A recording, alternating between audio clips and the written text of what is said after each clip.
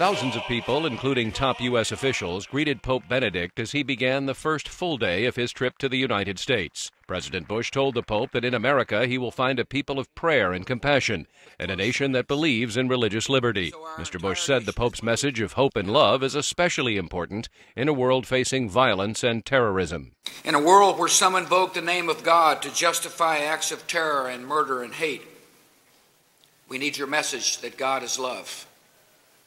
And embracing this love is the surest way to save men from falling prey to the teaching of fanaticism and terrorism. President Bush and Pope Benedict differ on issues such as the Iraq War and capital punishment, and neither leader spoke about them in their public remarks. Mr. Bush did, however, allude to his and the Catholic Church's opposition to abortion.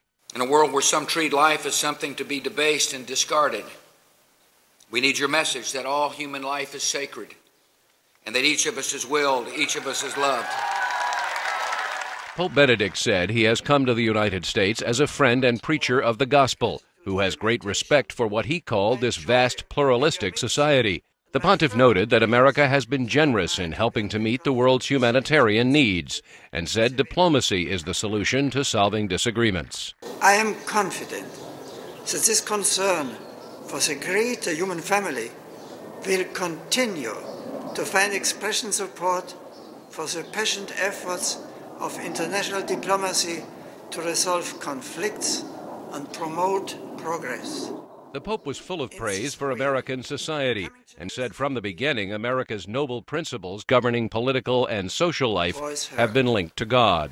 As a nation faces increasingly complex political and ethical issues of our time, I am confident that the American people will find in their religious beliefs a precious source of insight and an inspiration to pursue reasoned, responsible, and respectful dialogue in the effort to build a more human and free society.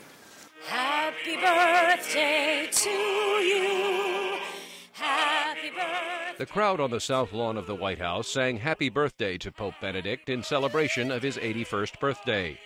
9,000 guests jammed the outdoor ceremony, making it one of the largest ever held at the White House.